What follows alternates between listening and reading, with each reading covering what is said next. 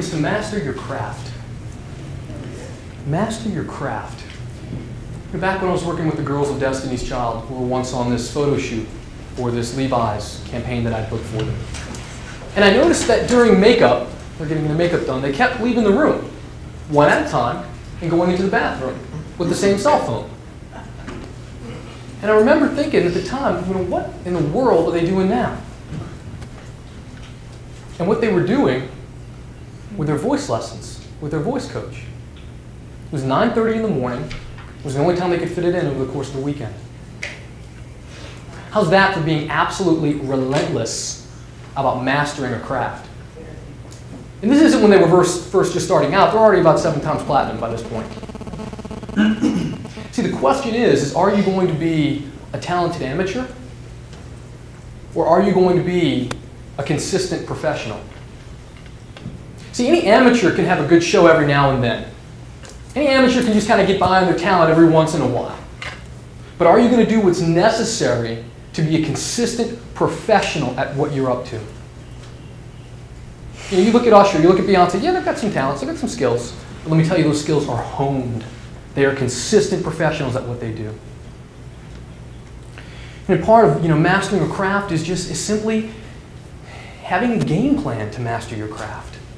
I talk to a lot of artists, and a lot of artists know what they want to achieve in the broad sense. They know they want to touch the world with their music, they know they want to be a star. Thing is, that doesn't make you unique here. What does make you unique, if you know what winning looks like to you in the next 3 months. Right. If you know what your action plan is going to be this week, that's in line with that vision. So one of the things that I do in my one-on-one work with people is actually we form a game plan.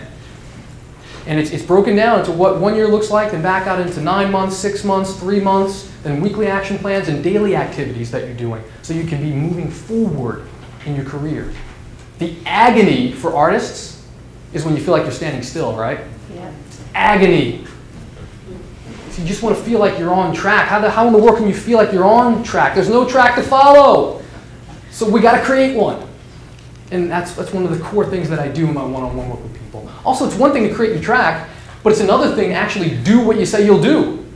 It's one of the biggest things I provide as a coach is the accountability. That every week or every other week, we're getting together. Okay, did you do what you said you would do? If not, what's going on?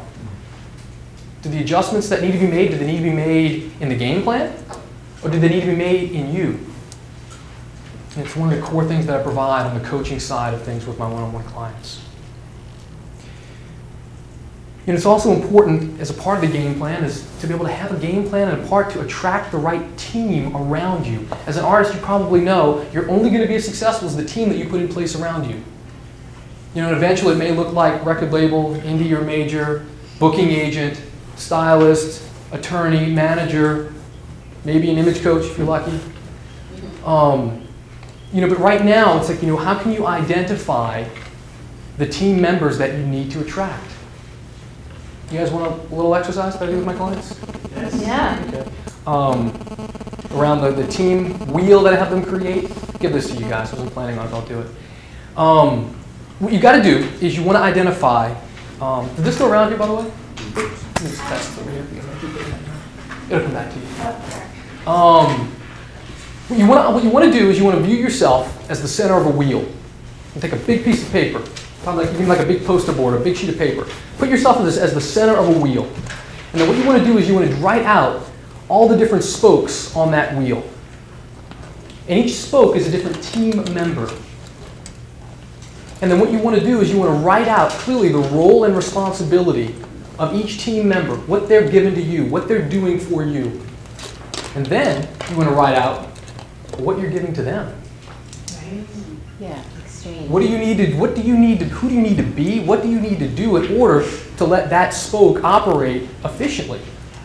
And then it's your job to make sure that the communication among all of the spokes is just as clean as possible. But the thing is that it's up to you to turn the wheel. You're responsible for your music success. One of your spokes doesn't turn it for you. But if you can keep the communication clean with all of the different spokes, and you can allow it to turn, you turn it, then you can, you rock and roll your way to success.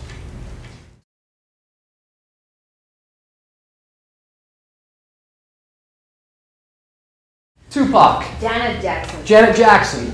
Who else? Madonna, okay? Yeah. Who's that? John Mayer. John Mayer. Yeah, absolutely. Right? So in the same way, it's so important for you to have a defined sound. And I realize I'm here at BMI, and I'm an image, live performance, and personal coach. I might have to be a little bold, actually talk about defining a sound here, but I'm going to do it anyway. But I feel like in defining a sound, you have to make choices. And you may have to let go of some things that you really, really like in order to go down the path of the thing that you love the most. If you're really going to define a sound. But I would encourage you guys to do that if you want to be anything other than emerging. You've got to make those choices. When you write, you've got to write and write and write some more in order to get to that sound. I mean, do you guys know how many songs Prince wrote for the movie Purple Rain? You guys know this? Take a guess how many songs Prince wrote in preparation for the movie Purple Rain. 70. That would be a lot. 70. How much? 70. 70? 74. 74, that's very specific. He actually wrote 100.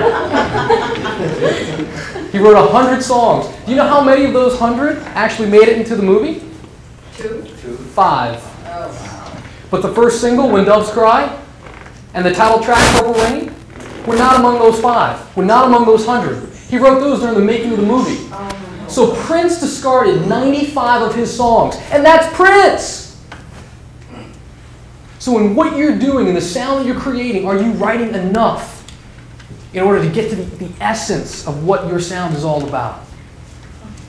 You had a question? Yeah, so I'm sure this is something that you talk about, like more one-on-one, but when, like I can produce, but I usually work with other producers.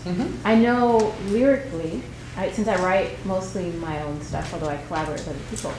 When we talk about defining the sound, I'm thinking sound landscape, the whole thing lyrically. You're talking about everything, but what about when you collaborate with other people?